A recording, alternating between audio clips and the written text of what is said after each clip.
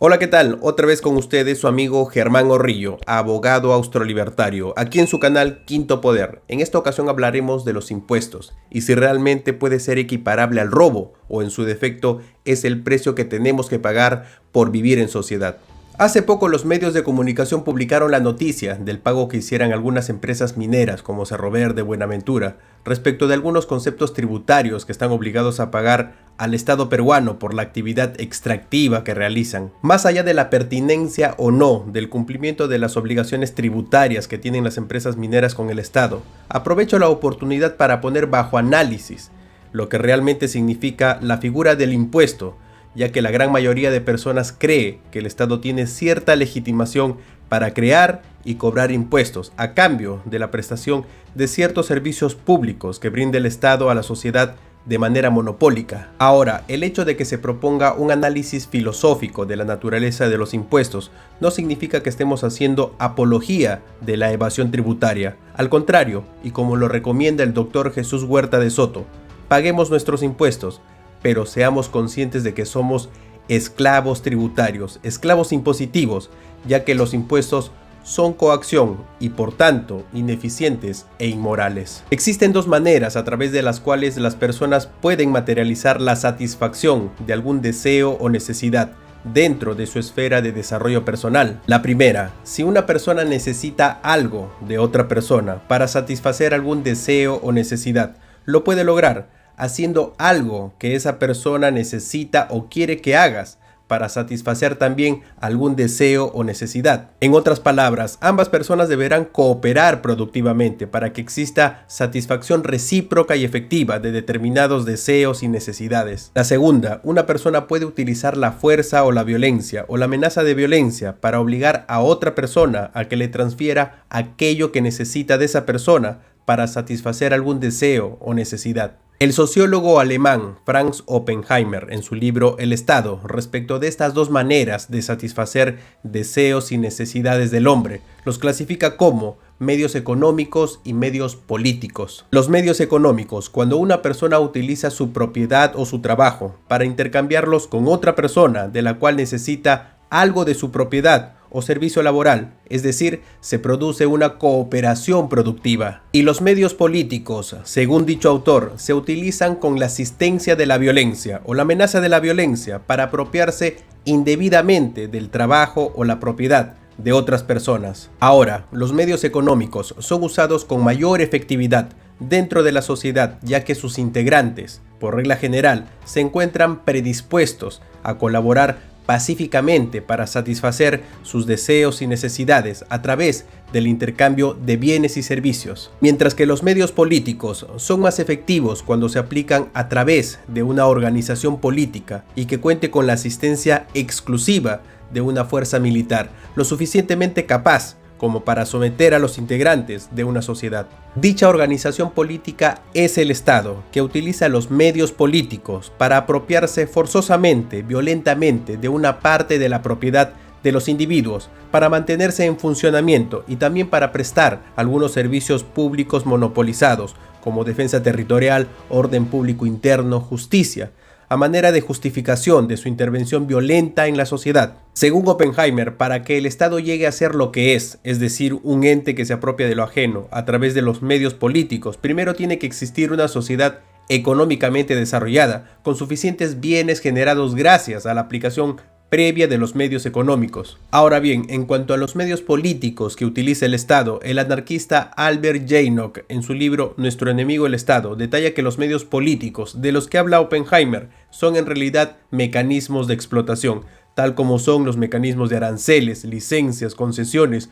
monopolios, etc. Es por ese motivo que Rothbard califica al Estado como una agencia intervencionista, ya que utiliza los impuestos como un medio para apropiarse de la propiedad de las personas. Para Rothbard no hay diferencia en la naturaleza y los efectos de los impuestos y el robo, ya que tanto el gobierno como los delincuentes intervienen en la sociedad de manera violenta, de manera coercitiva, para beneficiarse a costa de otros, pero con la única diferencia que el Estado impone monopólicamente su jurisdicción dentro de un determinado territorio y normalmente sin oposición alguna. En consecuencia, el Estado roba a través de un sistema impositivo creado por el propio Estado para generarse ingresos, los cuales irán a parar a manos de sus principales beneficiarios, los políticos y funcionarios. ¿Y por qué concluimos que el Estado roba? Porque se cumplen dos condiciones elementales. La primera, el Estado se apropia de lo ajeno mediante los impuestos, porque los impuestos son un mandato, una orden que emite el Estado a los ciudadanos para que le transfieran su propiedad de manera coercitiva. Ahora, el Estado se apropia de los recursos de los ciudadanos también para llevar a cabo obras públicas, programas de gasto social muy beneficiosos para la sociedad. Sí, perfecto, pero esa es otra discusión en la que podríamos analizar si el robo podría estar justificado, por ejemplo, para financiar el orden público interno dentro de la comunidad política, para proteger los derechos fundamentales de los ciudadanos, vida, propiedad y libertad. La segunda condición, utilizar la violencia para apropiarse de lo ajeno. Es una verdad irrefutable que el Estado no invita a los ciudadanos a pagar los impuestos. El Estado determina arbitraria y unilateralmente los impuestos que tienen que pagar todos los ciudadanos, porque ostenta el monopolio de la violencia, sin importarle la anuencia de la población, y además porque cuenta con el apoyo de las Fuerzas Armadas. Y si las personas hacen caso omiso a las exigencias legales del Estado para pagar impuestos, tranquilamente el Estado puede utilizar la violencia para hacerse cobro de esa deuda tributaria que el mismo Estado ha creado, utilizando mecanismos como el desherraje, las retenciones, el embargo, hasta satisfacer la deuda monetaria e incluso puede llegar a encarcelar a las personas. Por tanto, si existe fuerza o violencia cuando el Estado cobra los impuestos, entonces, en la medida en que el cobro de los impuestos es una apropiación coactiva, violenta de lo ajeno, corresponde catalogarlo como robo. Dicho esto último, entonces, los impuestos son inmorales porque atentan contra la propiedad privada de las personas, y la propiedad privada es un derecho natural y por ende moral. El gran ensayista libertario Frank Chodorov señala que el derecho absoluto de la propiedad privada deriva del derecho original a la vida, porque no tiene sentido el uno sin el otro.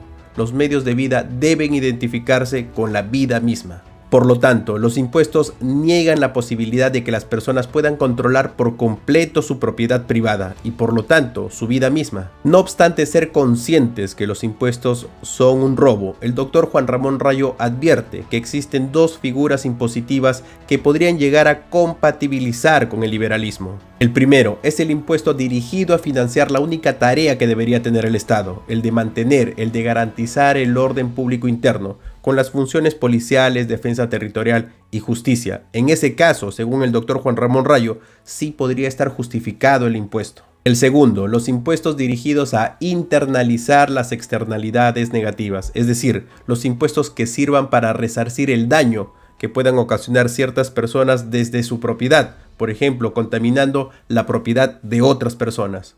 Todos los demás impuestos simplemente no son justificables desde una perspectiva liberal. Un ejemplo de un impuesto que no es justificable y podría ser equiparable al robo es el impuesto subrepticio creado durante el gobierno de Sagasti, que no tiene justificación alguna, ya que el pago de dicho impuesto no está relacionado a la prestación de algún servicio público por parte del Estado. Otro ejemplo palpable de un impuesto que no es justificable y puede ser equiparable al robo es el impuesto a las bolsas de plástico.